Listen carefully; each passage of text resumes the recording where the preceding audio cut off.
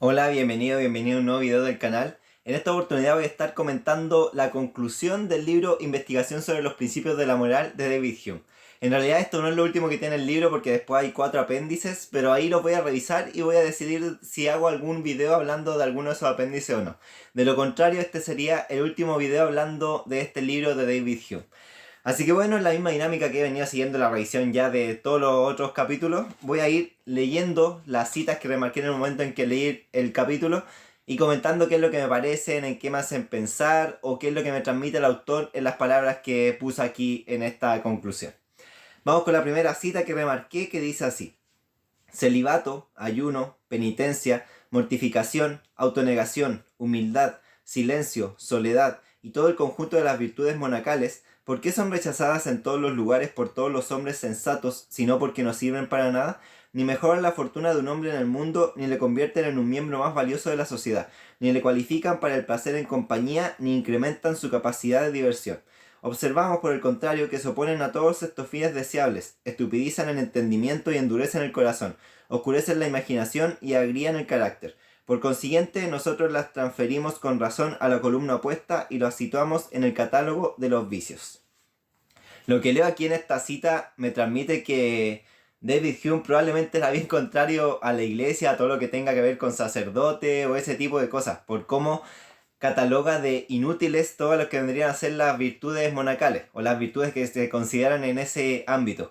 Porque si uno se pone a pensar, o sea, de estas cualidades que menciona aquí, tiene el celibato, ayuno, penitencia, mortificación, autonegación, humildad, silencio y soledad, diría que estas cosas no sirven en nada ni para el bienestar propio ni para la vida en sociedad. Que algo que, no sé, como que no compartiría del todo. Por ejemplo, yo creo que el silencio y la soledad son cosas totalmente necesarias en la vida de un ser humano, primero para replantearse las cosas que está pensando o la forma en la que quiere vivir, las cosas que quiere lograr, las cosas por las que quiere luchar. El silencio y la soledad para mí son aliados imprescindibles si uno quiere conocerse de verdad a uno mismo y poder trazar como un camino de vida en base a la propia conciencia y no en base a lo que nos estén dictando desde nuestro entorno.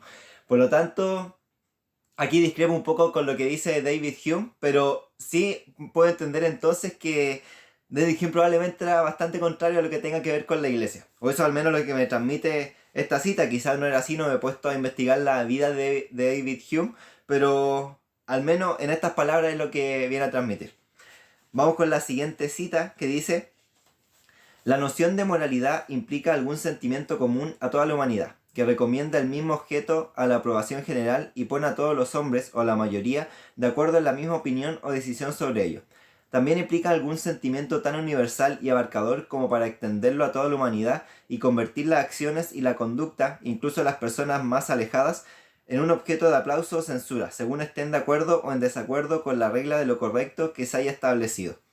Esto es algo de lo que ya se habló en algunos de los otros capítulos del libro y que tiene que ver con que la concepción que tiene David Hume de la moralidad es como un sentimiento que sería común a todos los seres humanos.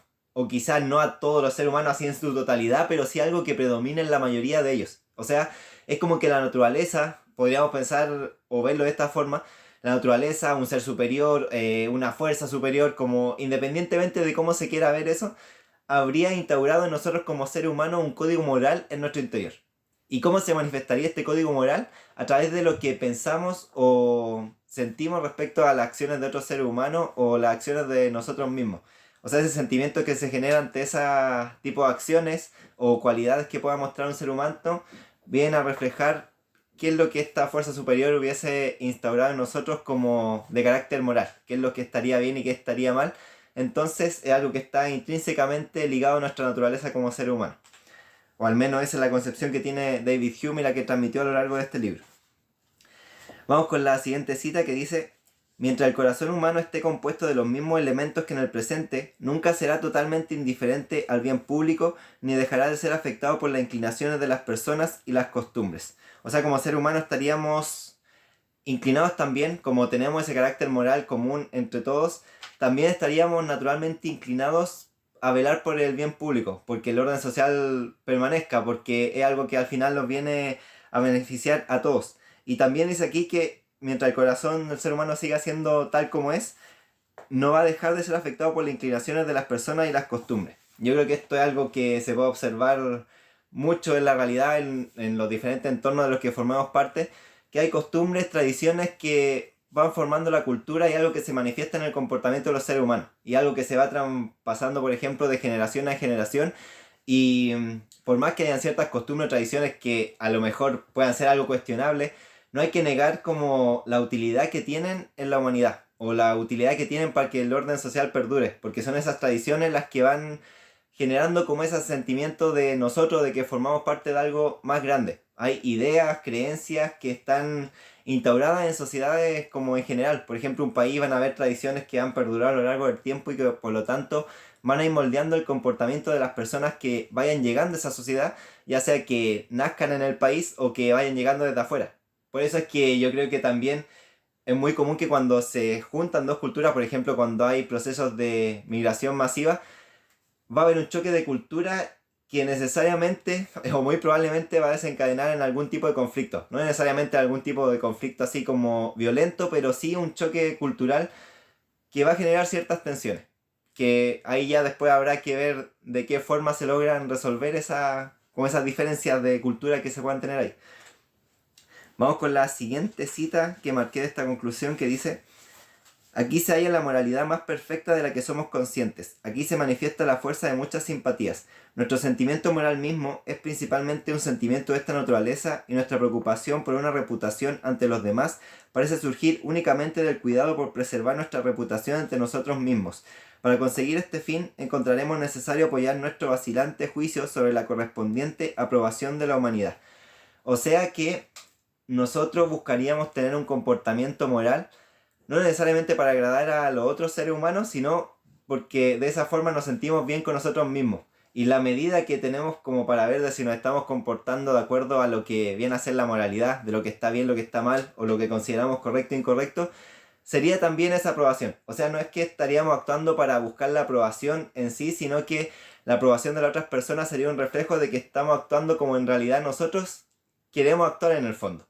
No sé si algo con lo que estoy tan de acuerdo, pero al menos ese vendría a ser el pensamiento de David Hume. Yo creo que de repente el afán de querer agradar a otras personas sí moldea la forma en la que actúa una persona en uno u otro contexto. Es por eso que se puede ver como diferencias de conducta de una misma persona en diferentes contextos. Ahí yo creo que es muy fácil identificar cuando una persona está actuando para agradar a los otros seres humanos y no porque lo haga como de forma intrínseca, por creer que ese tipo de conducta está bien en sí, o como que debería mostrarlo siempre en cualquier situación.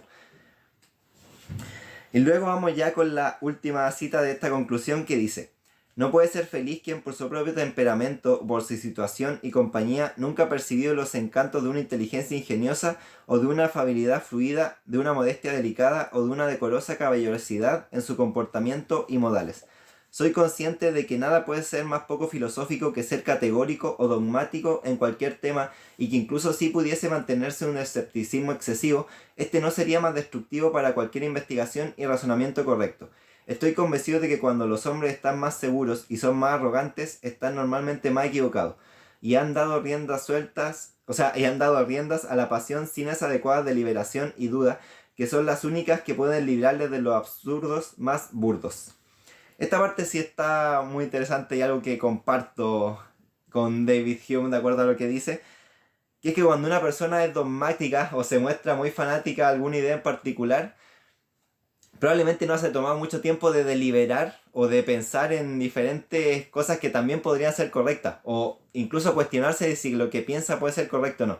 Yo creo que una muestra de dogmatismo o de creer que se tiene así la razón en realidad muestra que se ha realizado un trabajo intelectual mucho más superficial, o como que se ha quedado en lo primero que se ha aprendido.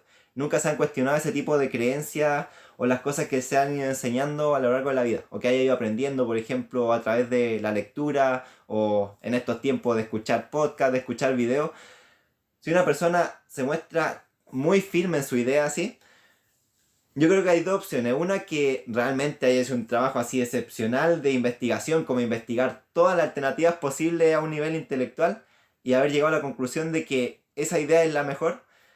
Pero yo creo que eso no es lo más común. Yo creo que lo más común es la segunda opción, que al final es como que se queda con lo primero que escucha y como a través de una manifestación egocéntrica también, se trata de defender esa idea, como que esas son las ideas correctas y no hay nada más allá de eso. Cualquier cosa que otra persona pueda decir como diferente sería catalogada inmediatamente como algo que está mal. Eso yo lo comparto bastante aquí con David Hume. Por eso como esa perspectiva filosófica o ser consciente que podemos estar equivocados incluso en nuestras creencias o en las cosas que creemos más firmemente, incluso en eso podríamos estar equivocados. Mantener como esa posibilidad abierta, yo creo que es mucho más nutritivo también para nosotros como para ir aprendiendo cosas nuevas y poder tener un entendimiento mayor de cómo funciona el mundo, cómo funciona la sociedad y cómo funcionamos nosotros mismos al fin y al cabo. Así que bueno, lo voy a dejar hasta aquí. Muchas gracias si llegaste hasta este punto y nos vemos en una próxima si la vida lo permite.